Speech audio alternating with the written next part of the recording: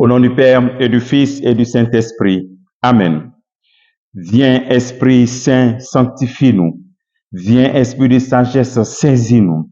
Viens, Esprit d'intelligence, éclaire-nous. Viens, Esprit de conseil, avertis-nous.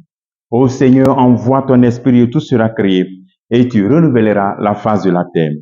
Bien-aimés dans le Christ, nous sommes en ce jour 4 octobre, et l'Église nous donne de célébrer Saint François d'Assise. Nous souhaitons bonne fête aux franciscains et bonne fête à toutes les paroisses qui ont pour saint patron Saint François, qui nous accorde la paix dans notre cœur, la paix dans notre maison, la paix dans nos familles par son intercession. Et l'évangile qui nous est proposé en ce jour est certes l'évangile de Luc, chapitre 10, versets 13 à 16. Et nous lisons.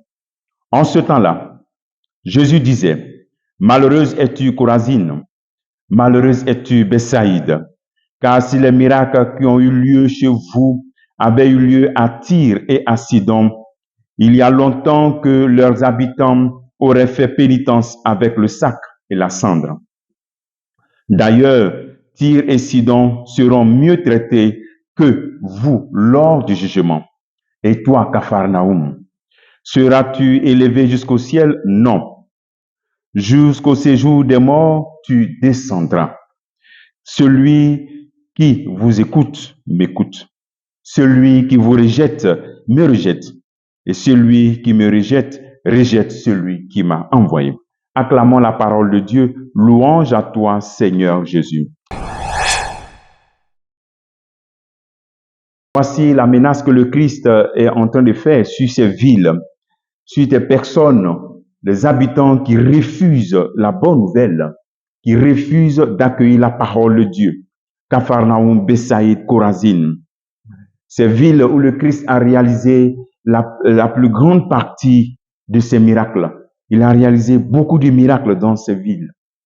En réalité, à travers cette menace que le Christ lance sur ces villes, c'est un appel que le Seigneur nous fait aussi. Parce que nous aussi, bien des fois, nous sommes Capharnaüm, nous sommes Bethsaïde, nous sommes Chorazine. Nous avons vu le Seigneur faire des miracles. Nous avons vu des miracles dans notre vie et aussi autour de nous. Mais nous refusons encore de croire en la puissance de Dieu. Le deuxième appel, c'est de nous faire comprendre le sens des miracles.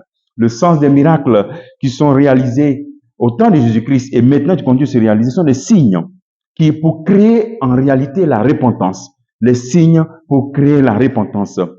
C'est-à-dire faire pénitence avec le sac et la cendre. Comme les habitants de Ninive ont fait quand Jonas a prêché. Jonas chapitre 3, verset 8. Après sa prédication, les habitants de Ninive ont crié vers Dieu, se détournant de leurs conduites mauvaises. Voilà ce que crée le miracle, ce que doit créer le miracle dans notre vie. Un signe qui suscite une repentance, qui suscite une décision de conversion, de changer de conduite, comme les habitants de Ninive. Le miracle devait donc entraîner l'acceptation entière du message de Jésus-Christ, la parole de Dieu, et donc un changement de vie.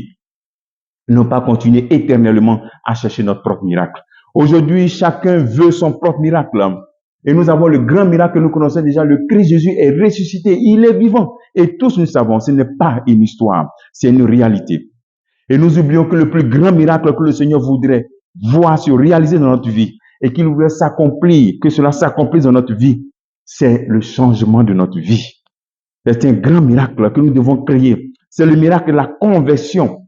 Et que ce miracle crée autour de nous des questionnements comme l'aveugle de naissance dans Jean chapitre 9, où les gens disaient, mais ce n'est pas lui, l'aveugle de naissance, maintenant il voit. C'est-à-dire que non seulement on prend une décision de conversion, mais autour de nous, les gens se rendent compte que quelque chose a changé. Voici le miracle que le Seigneur désire vraiment réaliser dans notre vie. Alors prions le Seigneur pour ne pas que ces menaces soient sur nous, pour que la parole de Dieu que nous entendons suscite en nous des décisions de repentance et de conversion. Comme travail que tu pourrais faire en ce jour, quel est ton miracle aujourd'hui? Après tout ce que tu as entendu de Jésus-Christ et tous ces témoignages que tu as eu autour de toi, Quel est le miracle de conversion que tu veux réaliser dans ta vie aujourd'hui? Que Dieu te bénisse au nom du Père et du Fils et du Saint-Esprit. Amen. Et encore bonne fête de Saint François d'Assise.